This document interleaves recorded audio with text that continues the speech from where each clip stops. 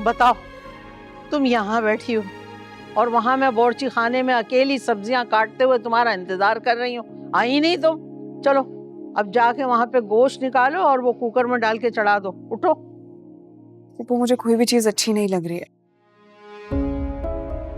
किसी भी खुशबू से ना उबकाई सी आ रही है, तबीयत ठीक नहीं लग रही मेरी। लो भैया, अब ये सिलसिला शुरू हो गया। अब तुम सारे कामों से हाथ धो के साइड में बैठ जाओगी। देख, फातिमा नहीं करेगी तेरे काम, सुन ले। नहीं नहीं भूपो, मेरा ये मकसद नहीं है। बस तबीयत थोड़ी ठीक हो जाए फिर मैं सब कुछ कर लूंगी। चलो, अब खाना हमें मगरिब पे मिलेगा दोपहर का। है बात सुन, आते ही तू पेगंट हो गई। इतनी जल्दी क्या थी तुझे? अस्सलाम वालेकुम। वाकई प्रेग्नेंट हो तुम? अम्मी बहुत बहुत मुबारक हो, ये तो बहुत खुशी की बात है।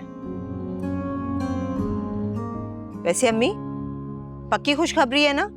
अच्छा, मैं कोई दाई तो हूं नहीं, इस सुबह से उल्टियां कर रही है, इसलिए मुझे लग रहा है यही बात है।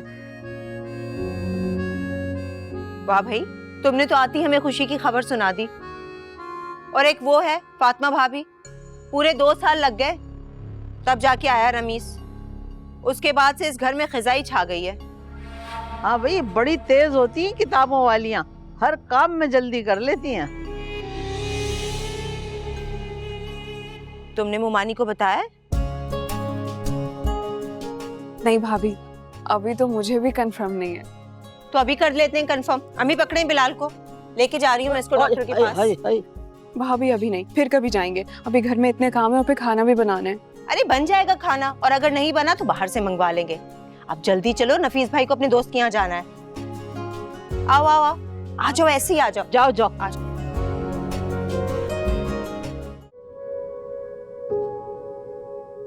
अच्छा मैं ऑफिस चलता हूँ। अरे बेटा, इतनी जल्दी? तुम 12 बजे नहीं जाने वाले थे? जी जाना तो 12 बजे था, लेकिन क्लाइंट की कॉल आ गई, एक जरूरी मीटिंग है इसलिए।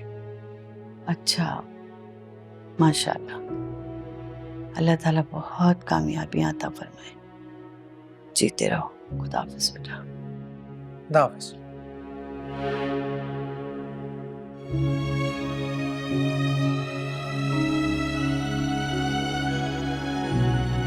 क्या हुआ?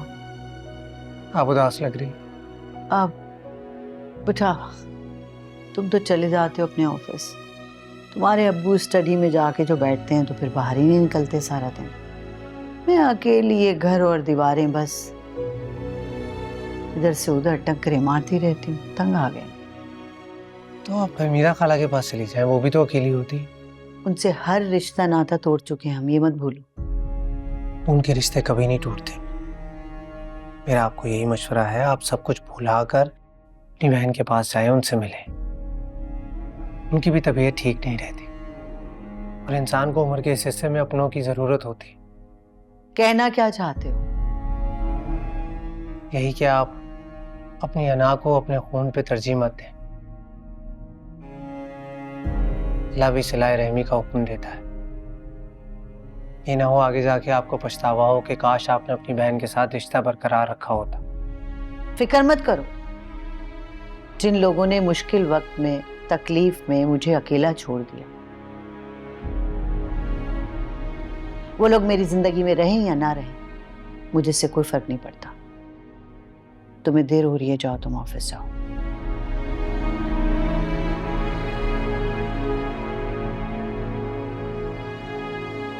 खुदा हाफिज। खुदा हाफिज।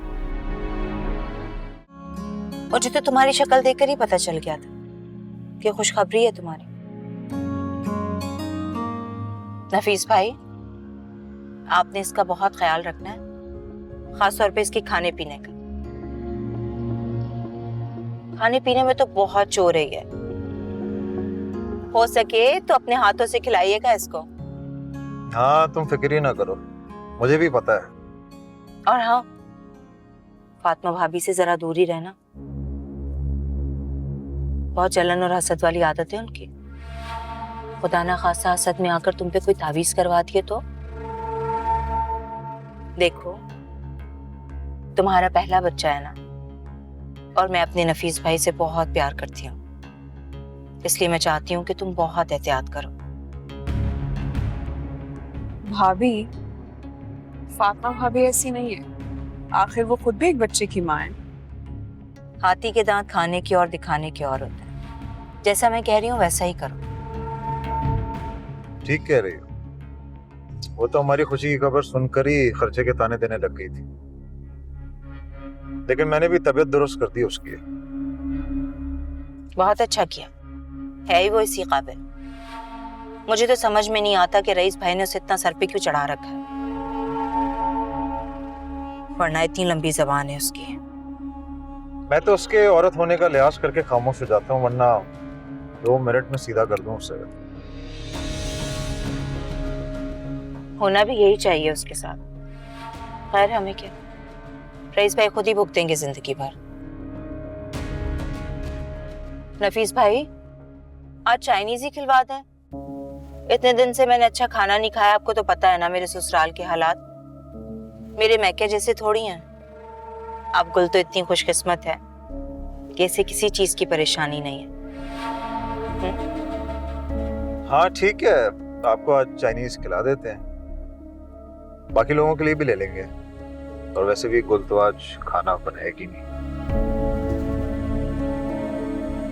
अरे बिल्कुल भी नहीं, खबरदार जो आपने मेरी भाभी से खाना बनवाया। जब तक ये ठीक नहीं हो जाती, ये घर का कोई काम नहीं करेगी, ठीक है? चलो ठीक है, फिर ले लेते हैं आपका चाइनीज।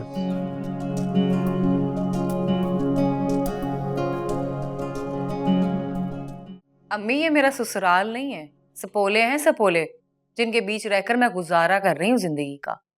अरे क्या तुझे लावारिस समझा है? जिसका दिल चाहता है वो बातें सुना देता है। जाहिर अम्मी, कितना अरसा हो गया आप लोगों ने मेरे ससुराल का चक्कर नहीं लगाया। जब मायके ससुराल में चक्कर नहीं ना लगाते तो इनको यही लगता है कि ये लावारिस ही है। अरे मेरा बच्चा, मैं यहाँ होती तो जरूर आती।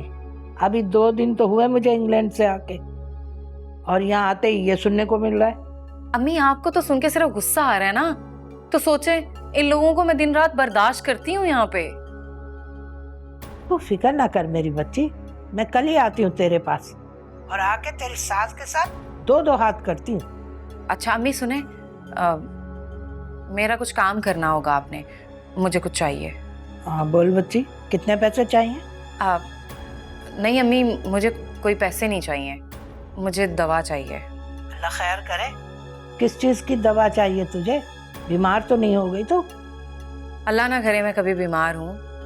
वही वाली दवा जो दूसरी बार प्रेग्नेंट होने पे मैंने ली थी। है लड़की, पता तो है कितना रिस्की होता है, पहले ही एहतियात करती। अम्मी आप लेकर तो आए, फिर बताऊंगी कि क्यों चाहिए और किसके लिए चाहिए मुझे। ठीक है, ओके। ठीक है, अल्लाह हाफिज।